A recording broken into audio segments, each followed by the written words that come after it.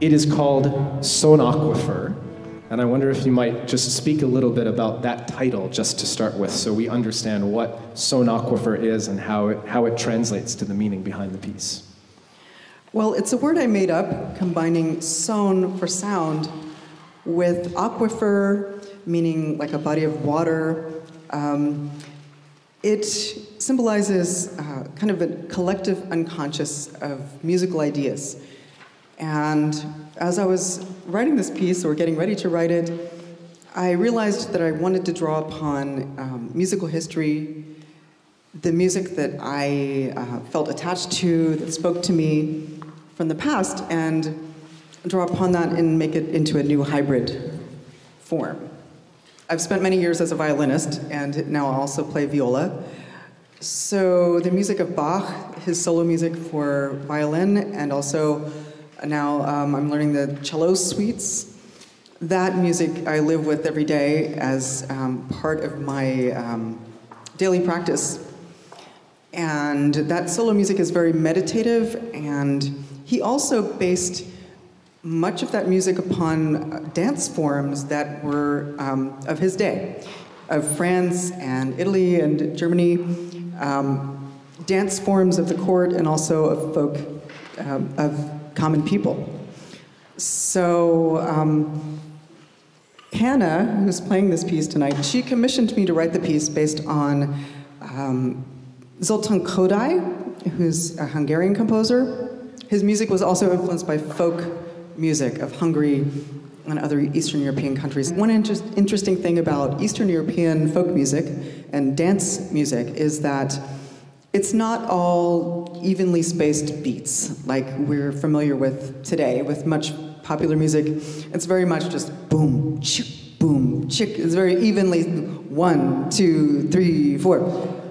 Much of the folk music of Eastern Europe and the Middle East, and then going eastern, also in Africa, there are different uneven dance rhythms.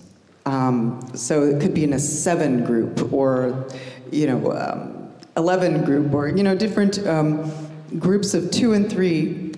So this particular movement is 1, 2, 3, 1, 2, 3, 1, 2, 3, 1, 2, 3. Yes, so it's in a 9-beat pattern, but it's unevenly organized.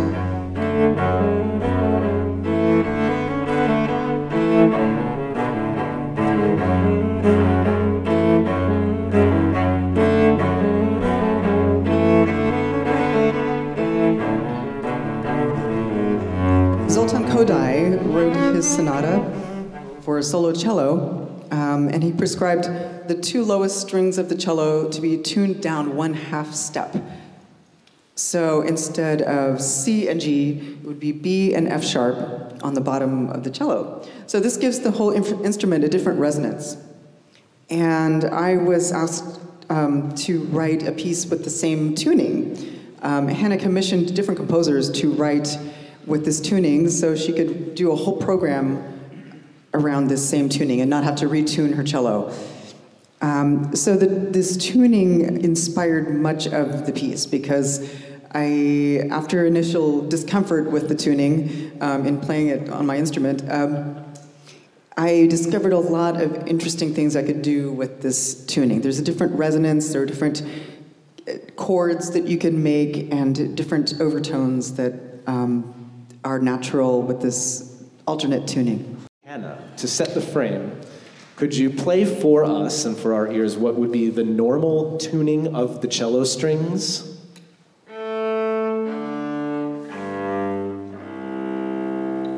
And notice she has to use her fingers on the fingerboard to get that to sound properly, since she has altered the tuning to this.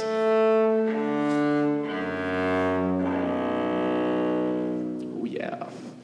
different sound, and a different harmony in and of itself. So if you were just to play on the open strings,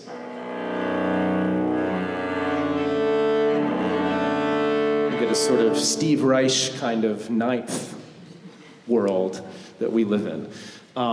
So what Hannah's going to play for us is a passage from Gloria's piece that really demonstrates the kind of sounds that you can achieve on the instrument because of this new tuning.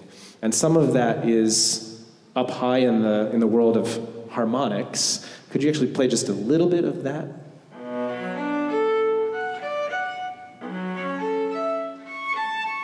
So we hear the same harmony there, actually, that wouldn't be possible really in harmonics otherwise. And then she's also going to play a little bit on the lowest register of the instrument, and you can get to hear that, you know, the depth of that extra half step.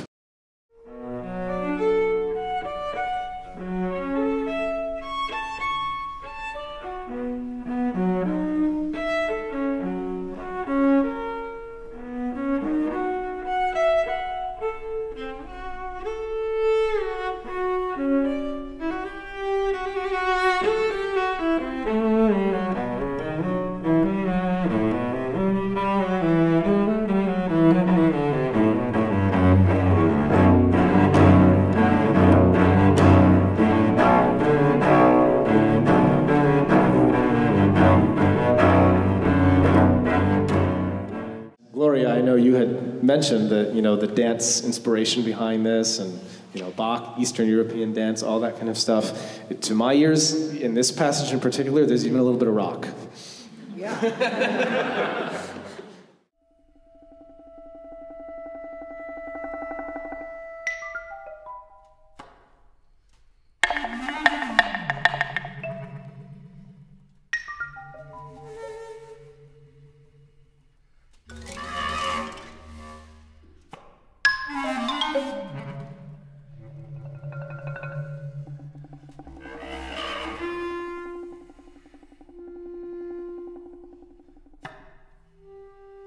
And this piece, Caldera, you originally wrote for two specific performers, right? Yeah, that's right. Tell us a little bit about the title, Caldera, and just how that relates to the music of the piece itself and where the ideas came from. Yeah, the title, it's one of those composer titles where, you know, it's like, oh, I just found a new word. It's perfect. It's going to be the title of my piece. Prior to coming up with the title, I wrote material for the duo. We read it, actually, at the Center for New Music. I then left, and a day later drove to St. Louis and went through Yellowstone National Park on the way and experienced this, how to describe it, Yellowstone is the closest that nature has to Disney World. It's completely natural and yet so bizarre that you cannot help but be amazed by what nature is actually capable of. And somehow through that experience, it reordered a lot of the material that I had written for the duo, and also offered this sort of metaphor that allowed me to find the form that is the work.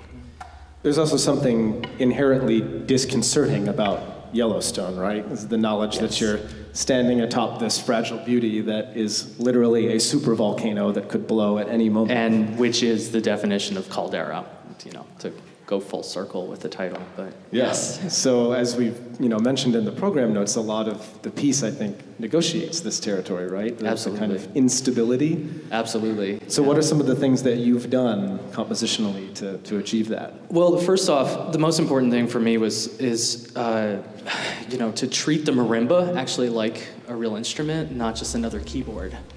And so often, and this instrumentation it's not easy to combine timbrally, and that's what I really wanted to do. So I went through great lengths and lots of tinfoil to find a way to get these two instruments to really combine texturally, and that was really central to this whole project.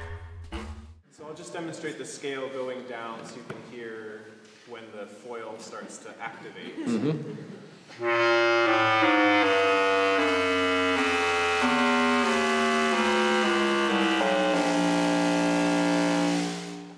There's a thing called a tongue slap. The other part of this is transitioning from inhaling to exhaling and back to inhaling, and how that sounds on the instrument as well.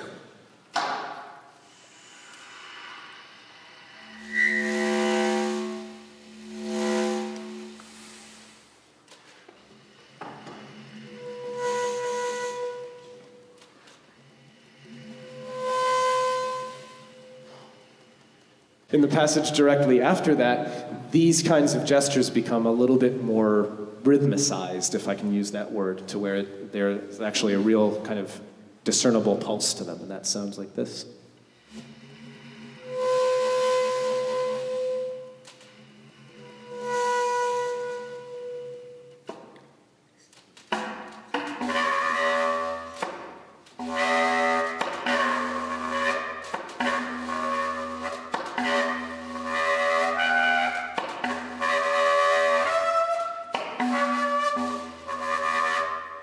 Also hearing in there are what's called multiphonics, where Jeff is using his air and his embouchure in a specific way to allow more than one note to pop out of the instrument at once, and actually moving between different notes within the same fundamentals. So that's super cool. There's some other material in this later in the piece that I think starts to hint at the activity of the magma churning underneath the earth there in Yellowstone, and that this is this kind of rumbly, rustly passage that we hear.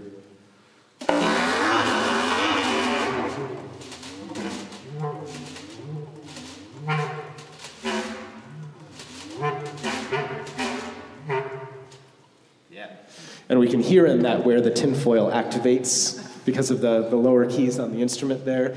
And then also there's a little bit of freedom in what Jeff just played in terms of the notes themselves, because David has notated some, but then others, in the way they appear in the part, is just the stems without note heads. So the player, Jeff, actually has some decision-making to do there as well.